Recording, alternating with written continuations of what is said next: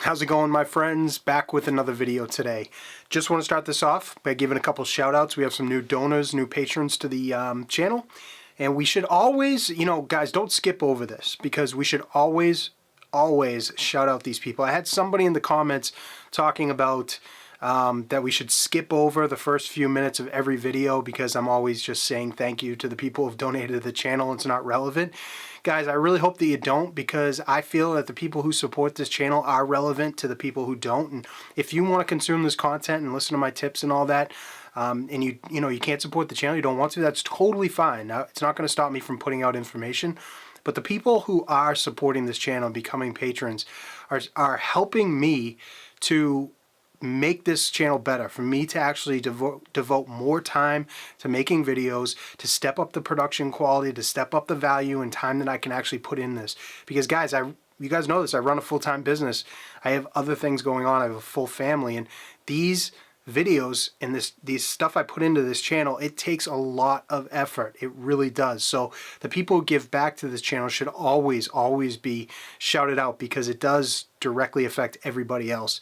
And we should always say thank you to the people who support the content and the channels and stuff that we like to watch. So Mitchell Hastings and John Taylor.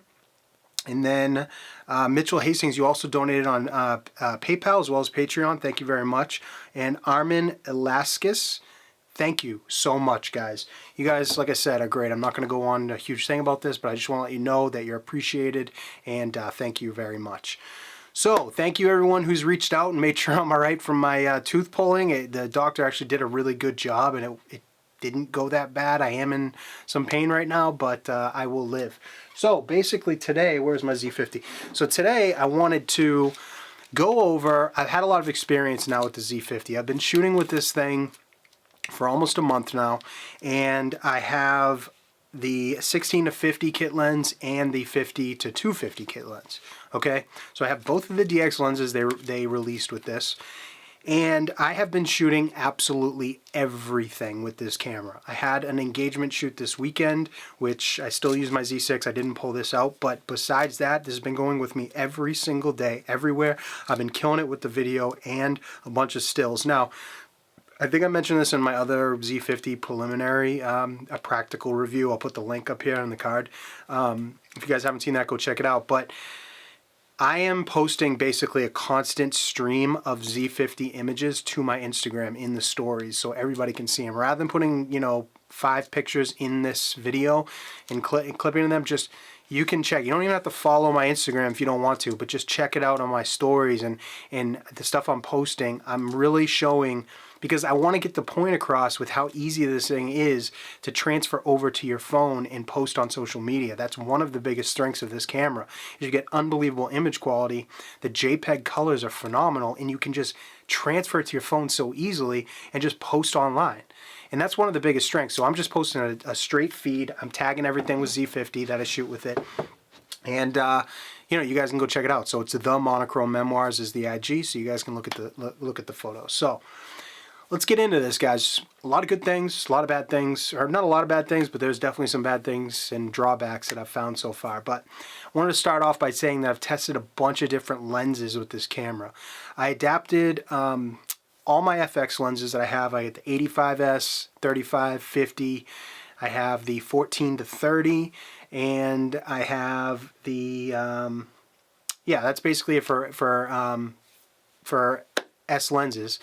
But I've adapted all those to the Z50. And let me just start off by saying those are phenomenal on the Z50, okay?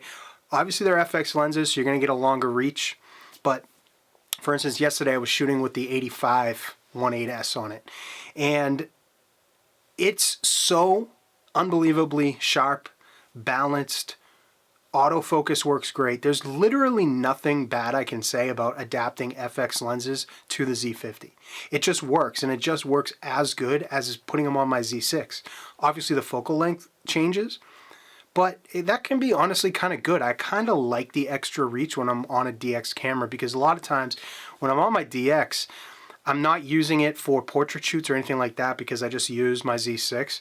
So I just kind of drive around with the camera. I'm doing landscape stuff, and it's not a big deal to, it actually helps because a lot of times I'm shooting things in the distance, so I kind of like that extra reach. It's phenomenal. The autofocus works absolutely great with them, just like it does on the Z camera, all the Z cameras. They're sharp as hell. The autofocus areas, the background blur, the bokeh, whatever you want to call it, it's unbelievable. Just like any portrait lens. I mean, the portrait lenses work just as good as the Z6. Now, obviously it's a crop sensor versus full frame. There's all these people saying that, you know, the bokeh is different or you can't get good bokeh with crop sensors. That's just ridiculous, okay? There's the autofocus areas look just as good on the Z50 as they do on the Z6. I would be perfectly comfortable pulling out the Z50 to shoot portraits. And they look absolutely great. The 20 megapixel sensor is phenomenal. And the image quality out of this camera is really just what we've come to expect from Nikon. The colors are phenomenal. I've been shooting in all JPEGs for this camera. When I shoot on my DX cameras, it's I like to shoot JPEGs straight out of camera. I love the Nikon colors. I just think they look great straight out of camera. I usually set the picture profile to either monochrome or vivid. If I'm shooting in color, I set it to vivid, or black and white, I just set it to monochrome and I just shoot. And yeah, they're absolutely just phenomenal. It's just what you come to expect from a Nikon sensor. They've really always done a good job on blasting out really, really good colors. So the image quality, there's not really much I can say other than it's just what you've come to expect with Nikon. FX lenses work great. You just have that extra, you know, reach on it. Adapting the FTZ adapter. Okay. So I still shoot with the 24 Sigma 1.4 Art lens, and I put that on the FTZ adapter and went out with that for a little while as well. It's not that it doesn't work good. The autofocus grabs. I didn't notice any change with the autofocus or, you know, lag or anything like that, or I didn't notice any glitches. It worked fine. It's just I did not feel like I was like, why wouldn't I just be shooting a Z6? Because it adds all these other weight to it that just makes the camera basically this almost the same footprint as a Z6. And I just wouldn't recommend. I mean, that's the thing. If you have all G lenses, you can use the FTZ adapter. It's going to work. But it just takes away from that compactness, in that grab and go, in that fast moving, very easily carried around, lightweight, very nimble package that you get with the Z lenses. So I'm not going to say that I don't recommend using the FTZ adapter. It just takes away from the greatest strengths of this camera, which are the nimbleness and the compactness and the let's just grab the camera and go. It's just an added bulk piece that's like, I don't know, it just adds something to the camera where it would just make me want to take my Z6 and just leave the Z50 at home. So the FX lenses are great. The autofocus is really, really good on this camera, guys. I did not notice any type of everything that I've been shooting people, I've been shooting birds, I've been shooting landscapes, I've been shooting pretty much everything, my kids running around, street stuff at night, and I haven't noticed any lag or lack of performance over my Z50. I just really haven't. Now, I'm sorry, over my Z6. Now, I haven't taken the Z50 to a wedding, okay? And I haven't tried to use it on the dance floor or a super low light with, you know, a bunch of stuff going on. And I'll get to that later, whether I would or wouldn't. But in terms of an all-around carrying camera to shoot people just running around, kids, document your life, great landscapes, shooting, you know, headshots and portraits of people, phenomenal, absolutely great. I left it in AFA pretty much the whole time, which is an awesome mode. The camera basically selects between AFS and AFC, and you know, it makes a decision for you about what it thinks, and I found it to be crazy accurate. It's just a simple setting to leave it in. Like I said, I mean, I just like the compactness and the easy package of the Z50, so like, you know, I leave it in JPEG because I trust the colors, and they're easy to transfer, and it takes 2 seconds to like edit them on my phone. Beautiful, and they come out great. I leave it in AFA because it just selects the easiest focus mode for me, and worry about shooting and worry about my composition. It's great. But if I need to switch it in, you know, I've gotten really good with those function buttons and rolling the focus wheel or the aperture wheel and the shutter wheel to get different focus modes. But pretty much most of the time I just left it in AFA and it works great. AFC works good. I was tracking some birds yesterday at the beach. Worked great. You know, like I said, in the focus modes overall, I have not noticed a big difference. I haven't been like, oh, this is definitely like a lower tier camera compared to my Z6. You know what I mean? But like I said, I haven't, like, I really beat up my Z6s. I put them in the hardest situations possible, which is weddings. I mean, I'm an advocate. I'll say, like, any camera, if you really want to put it to the test, do it the hardest, most dynamic shooting situation, which is a wedding, because it has everything. Multiple lights, people going crazy, people who aren't models, fast-moving things that can't be redone. That's, if you really want to test a camera, bring it to a wedding. So, you know, it's been working great so far. Image quality, I already went over that. It's great. So, triggering flash. Everybody knows Sarah and I, we use the Godox flash system. We have V860 flashes, speed lights with the Godox 8200 Pro, and we have XT1 triggers. I used the flash system with the Z50, triggers it perfectly. Absolutely no difference, guys, from the Z50 to my Z6. Works absolutely perfect. Triggers all the flashes, didn't get any misses. Yeah. I'm going to say, like I said, I only tested the Godox system, but I'm going to say no difference in the full frame cameras to the Z6 with triggering flashes in the flash system in general. It looks awesome. Video quality. Okay, this camera completely shines in video. Okay, it's just phenomenal, guys. My daughter had a gymnastics meet the other day, and we went there and I videoed the whole thing. Gymnastics, her on the beam, her on the bars, you know, her whole floor routine. I was sitting way up in the stand, so I used the 50 to 250, and the optical VR worked excellent with it. I was tracking everything as she ran across the floor, zooming in and out with it. The only thing that I would say that's a little bit tough with it, with using the lens, is the zoom ring is a little tight. It's not as smooth as like a 7200 FL stuff that I'm used to with high level zooms. It's a little bit tight, so you do get some shake when you're zooming. But once it gets to the focal range, it stabilizes perfect and you can pan no problem. It stays right across the focal plane. The video quality is excellent. I mean, I'm not even gonna, you guys know the Z cameras, the video quality and the colors are just absolutely phenomenal. So video is great. One thing I love is when vlogging, flipping down the camera screen and looking. We all know about the camera screen. I already went over that. I do not like the flip down screen. I wish it went to the side. I don't like it lower, because when I'm vlogging, I put it on like a Gorilla Pod and I hold it out, and I cannot flip the screen down. But I'm vlogging with it for like days on end, right? And every single time, even though I can't see myself, autofocus has picked up and tracked my face perfectly. The face tracking is great. If you leave it in AFF, I don't want to say names to any other YouTube channels that put out a Z50 while, trying to track people in AFC on video. Put it in AFF, it'll lock onto the face and it will track you. It's just works great, okay? So even with me not being able to see it because of the flip down screen and the Gorilla Pod, I still was able to trust it and the vlogging went great. So video quality is great. The VR, optical VR, is great on both lenses. You can definitely tell it's just as good as the IBIS in the Z6 with these lenses. Unfortunately, IBIS is not in the body, but if you have the optical VR stabilized lenses that they put out with this camera, you're good. I mean, it covers the whole focal range, 16 to 250 if you have both of the lenses. They're absolutely great. They're very compact, light, easy, and they fit on it great, and the VR works awesome. So let's talk about some of the negatives. Okay, the camera wake up. This is something with the Zs that you guys are going to have to get used to. The Zs go to sleep. I keep them at the 30-second go to sleep. Okay, so if you are not used to waking them up at the right time, you're going to notice some lag.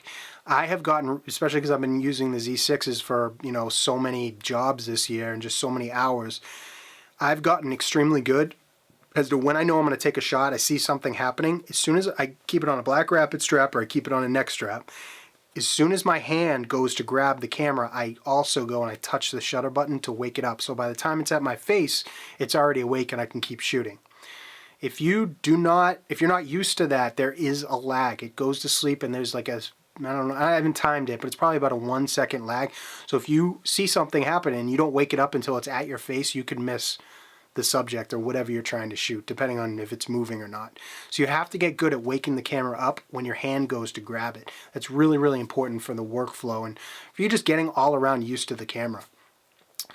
The EVF in the back screen, I've noticed that it's a little bit underexposed. It is. I've messed with the screen brightness and I've tested it out, but let me know if you guys are seeing that, because this is what I'm seeing. I'm noticing it's not like a full stop or anything like that, but it is a little bit underexposed on the back screen in the EVF. It just is. So I do not notice that on my Z cameras. That is something I'm noticing on the Z50, but please give me some, I just want to confirm that that's what I'm seeing, because I tested it a lot and I feel that that is what I'm seeing. So if you guys are experiencing that too, please let me know. No USB-C. I really wish they had a USB charger, USB-C charger on there, because you know, sometimes you forget your charger, you know, when you're traveling and bringing it around. It would be nice to be able, because basically everything I own now is USB-C, so it doesn't have that, which I thought was kind of weird, because, you know, it has newer updates or new tech, like the SD card is UHS 2, which is great, but that's a newer thing. You would think that they would put USB-C in there. I'm just surprised that they didn't. No joystick. God, Nikon, I wish you put that freaking joystick in there. That is just so great on the Z6. I use it all the time to move my focus points around. I use it for basically everything. Unless I'm navigating through the menus, then I use the pad. But the joystick is a miss. It's something that I seriously miss on this camera, and I wish that they had it. There's nothing better than moving around those focus points with the Z6. It's so much easier, and with the pad, it's just not as good. It just really isn't. Let's see here. So, let's talk about auto exposure. A lot of times with cameras like this, especially if I'm shooting JPEGs and it's just an all-around capture what I see during the day camera, I like to leave it in P mode, you know, and just let the camera make the decisions for me in terms of exposure. And if I really need to over or under exposure, I just use the compensation. I've found that it takes a little while. There's some lag if you leave it in P mode to grab the new set of lights as you move it around. So I tend to shoot very fast. That's why, like, I got good at waking the camera up. So right when it's at my face, I'm ready to go. I'm kind of crazy when I'm shooting. I see things and I instantly want to capture them. And so P mode, I feel like, doesn't work for me in my style of shooting, because I'm a little bit too fast for it. So I felt like I was getting to my correct exposure quicker if I just left it in manual, and what I normally do to adjust my exposure is I set my aperture and my shutter speed, and then I expose with my ISO. So I've found that just leaving it in manual is actually faster with this camera, which is okay. I mean, I'm used to shooting in manual anyways, but there is a lag. It's a little bit slower than my Z6. It feels like the Z6 computer internal components are a little bit faster processing with that. So those are the main points, okay, the main pluses and minuses so far that I've seen with this camera, guys. Like I said, I care a lot about doing a real in-depth review after I've been using this for a long time, and I've been using it so much that I wanted to make sure that I'm giving you guys updates, because a lot of people are on the fence of whether or not they're going to buy this. I've been getting a lot of DMs like, hey, this versus that, what do you think? And I'm here to tell you that the Z50 is a phenomenal camera. Nikon made the right move, including the Z mount through all these cameras, because the FX lenses work great. You can incorporate them, and the mount is just phenomenal. It really, really is. It's cutting edge, and I'm very, very excited about the future of this stuff moving forward. It's a great camera. Would I use it as a backup at weddings? Yes, I would. Okay, now I would not rely on it. This would not be something that I would rely on in very low light situations or on the dance floor yet. I'm not comfortable with it yet, but like I said, we're in the slow season with weddings. We have another wedding next weekend. We have 2 in January, 2 in February, and then we start to pick up after that. So this one next weekend, I'm actually going to bring this into the dance floor in low light, and I'm going to test it on the dance floor after I've gotten my safe shots and see what I think. In terms of capturing during the day when there's plenty of light, capturing great portraits, yes, this is a phenomenal camera. Image output, the adaptation of the FX lenses works great with it. I would trust it. I would not trust it as like my main or a main second backup, because it only has one SD card, and guys, you know, there's a big difference between SD and XQD. There really is. SD are consumer grade memory products, and XQD are professional grade. There's a lot of technology and a lot of reliability that goes into those. SD, not so much. You know, I personally haven't had SD cards fail, but there are a lot of people who have, so I would not trust that as like a main thing. But, you know, as a backup in the camera, if one of my other, you know, a shutter fails, or bringing this to an engagement shoot, like where I just know that I need to grab some great photos, great portraits, it's going to produce all that. It's going to be great. So yeah, it's good enough to produce images that are worthy. And in my first review, I did not want to just jump off and say right off the bat, hey, this is good enough to be your main camera, or you can shoot weddings with this, no problem. I was a little hesitant to say that in the beginning, because I wanted to make sure that I was really giving you guys the right information. But from my work so far, I would use it as it's capable of producing phenomenal images, and especially portraits. The FX lenses render beautifully on it. So this is my review in depth of the Z50, guys.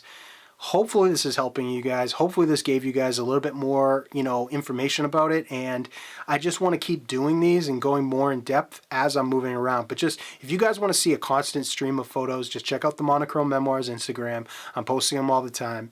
And, you know, let me know if this helped you. Drop it in the comments, guys. And as always, you guys are awesome. Thank you so much for the support. Till the next video, guys.